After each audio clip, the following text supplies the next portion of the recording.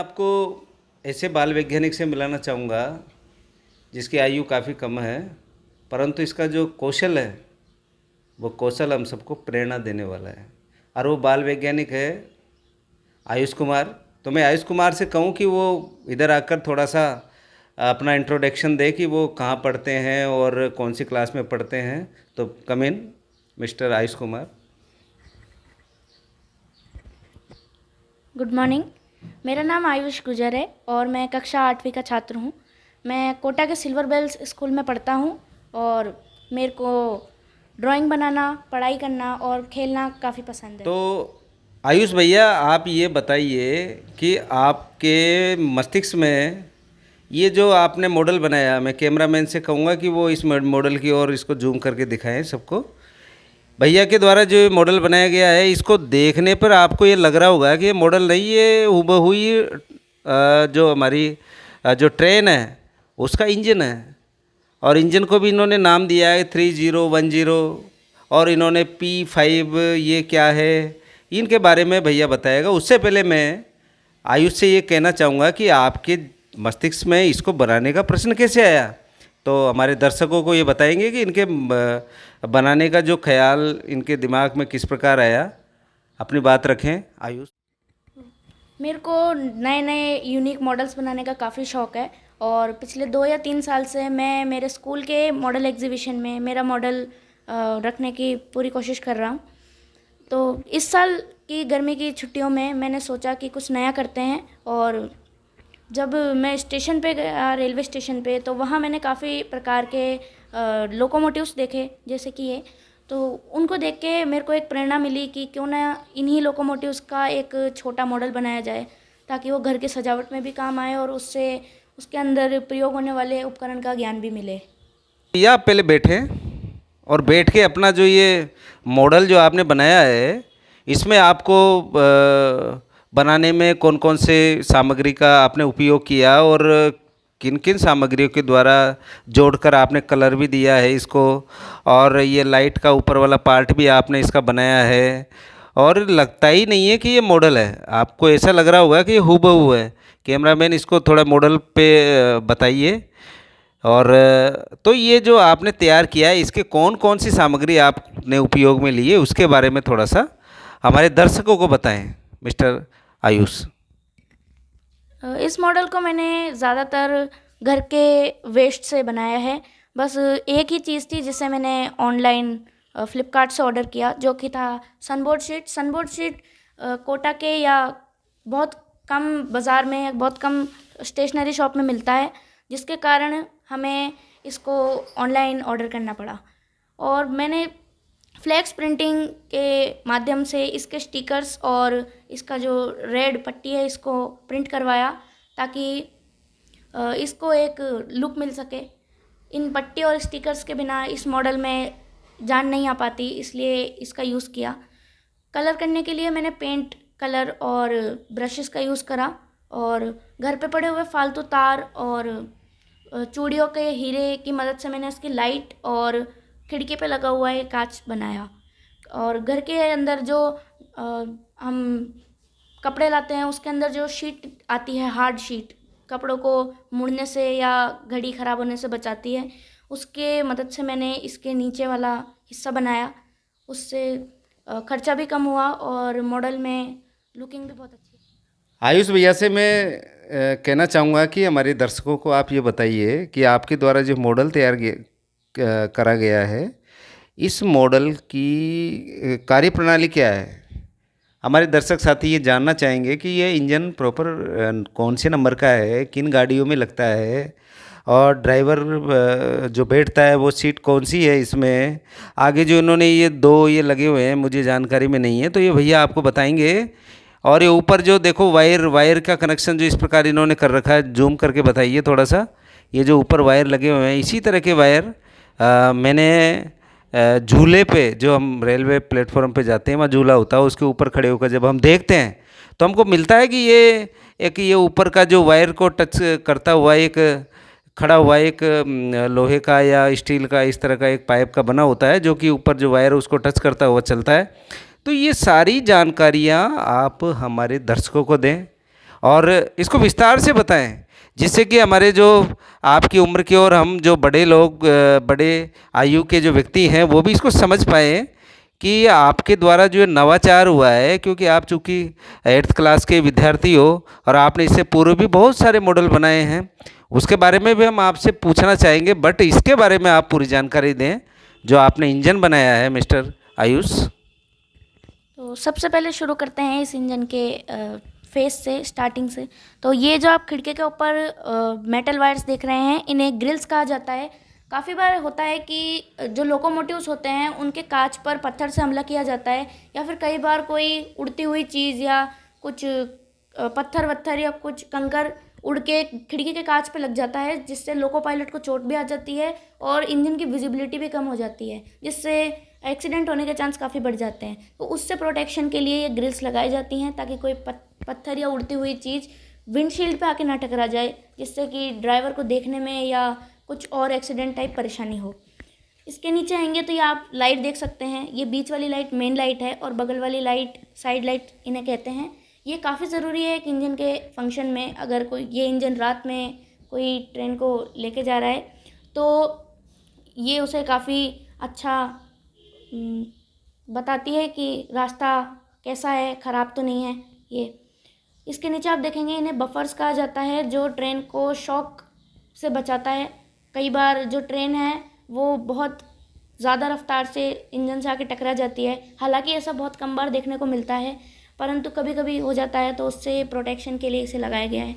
बीच में आप जो देख रहे हैं इसे CBC कपलर कहा जाता है। ये हाल फिलहाल में ही रेलवे के अंदर जोड़ा गया है, जिससे ये इंजन डब्बों से या किसी दूसरे इंजन से जुड़ा हुआ होता है। ऊपर देख रहे हैं इसे नोज लाइट कहते हैं। ये भी उजाला देने का काम करता है। Loco pilot, main loco pilot left side की तरफ बैठता है, और जो असिस्टेंट लोको पायलट होता है वो राइट साइड की तरफ बैठता है। मेन लोको पायलट का फंक्शन होता है ट्रेन का सिग्नल चेक करना और ट्रेन का स्पीड लिमिट ये सब चेक करना, और असिस्टेंट लोको पायलट का होता है ट्रेन का कंट्रोल करना, जो फ्लैग होते हैं उन्हें दर्शाना, ताकि जो गार्ड्स हैं उन्हें भी सिग्नल मिल जाए और स्टेशन मास्टर को भी सिग्नल मिल जाए। ये जो आप ऊपर देख रहे हैं इसे पेंटोग्राफ कहते हैं।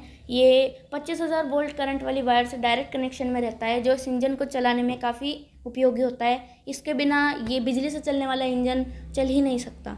ये ऊपर इसके कंपोनेंट्स हैं जिससे पेंटोग्राफ कनेक्टेड होता है, और इसको पावर, इस मैकेनिकल पावर वो केमिकल पावर में कन्वर्ट करके इंजन के रिएक्टर के अंदर भेजा जाता है, जिससे इंजन की मोटर और जो प्रेशर पाइप के ज़रिए जो बॉक्सेस होते हैं उनके अंदर पंखा जो आप चलाते हैं, लाइट जो आप चलाते हैं, AC के डब्बे में अगर आप बैठे हैं तो AC भी इसी कारण से चलती है। पहले आपने देखा होगा डीजल के इंजन आते थे, उनमें काफ़ी खर्च आता था, तो उससे बचने के लिए रेलवे ने ऐसे इंजन को लॉन्च किया। यहाँ पे आप देखेंगे इंडियन रेलवेज़, तो इंडियन रेलवेज़ का ये इंजन है, और उसके नीचे आप 30010 देखेंगे तो वो इसका सीरियल नंबर है कि ये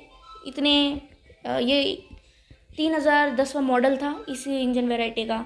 उसके नीचे आप देखेंगे वडोदरा लिखा हुआ, तो वडोदरा इसका लोको शेड है, और ये वडोदरा में मैन्युफैक्चर हुआ था या फिर हाल फिलहाल में रिपेयर हुआ था।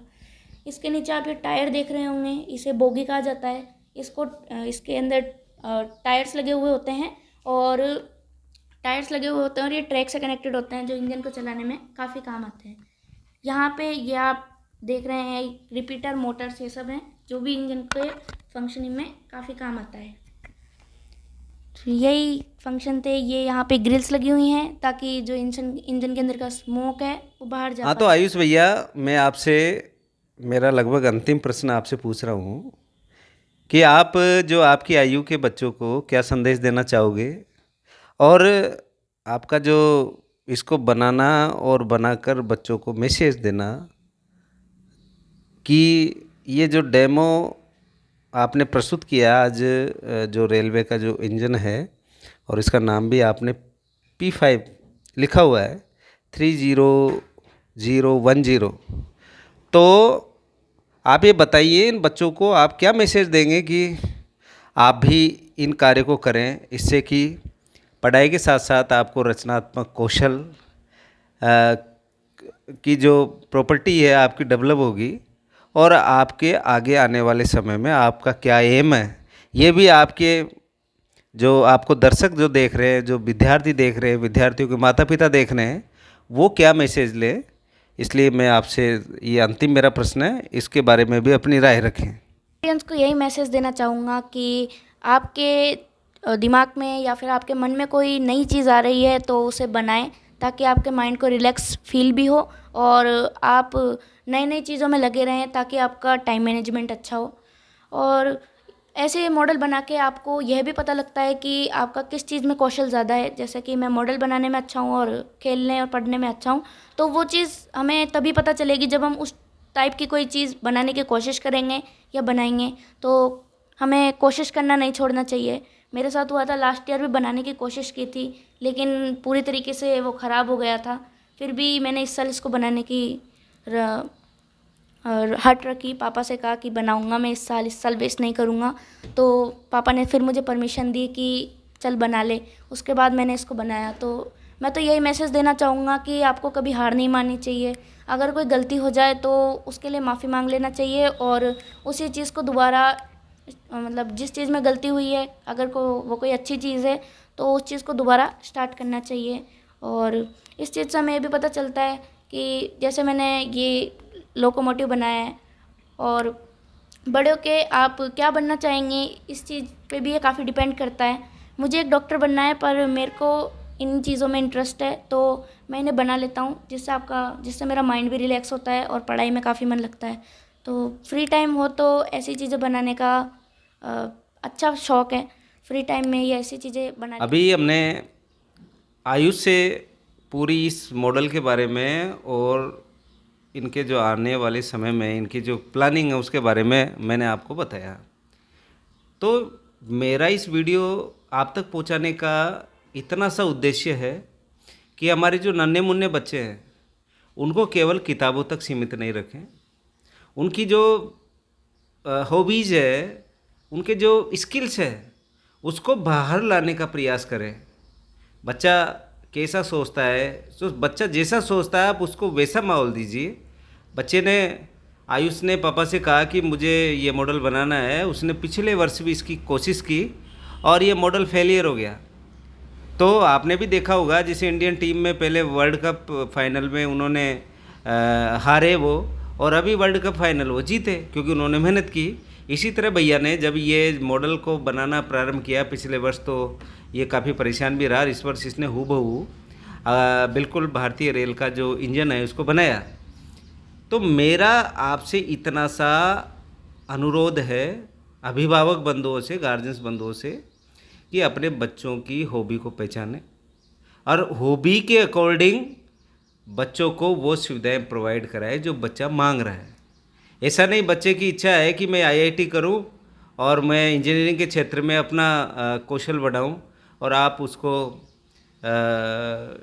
टीचर लाइन में या कॉलेज प्रोफेसर लाइन में भेज रहे हो। या कई बच्चे की इच्छा ही नहीं है कि मैं डॉक्टर या इंजीनियरिंग लाइन में जाऊं, मैं तो टीचिंग लाइन में जाऊं। तो उस बच्चे की भावना के अनुरूप हमें डिसीजन लेना चाहिए, क्योंकि बच्चे अबोध होते हैं। और जो बच्चों की जो आयु होती है 6 से लेकर 12 तक की, वो टीन एज होती है, यानी किशोरावस्था होती है। बच्चा वहाँ पर काफ़ी प्रॉब्लम में रहता है, चाहे वो बायोलॉजिकल स्थिति से हो, चाहे वो सोशल स्थिति से हो। तो मेरा इतना सा आपसे इस वीडियो के माध्यम से आग्रह और निवेदन है कि बच्चे की सामर्थ्य को पहचान कर बच्चे की सामर्थ्य के अनुसार ही बच्चे को कार्य दें, जिससे कि हमारा जो देश है वो विश्वगुरु है और विश्वगुरु रहेगा और विश्वगुरु चलता रहेगा।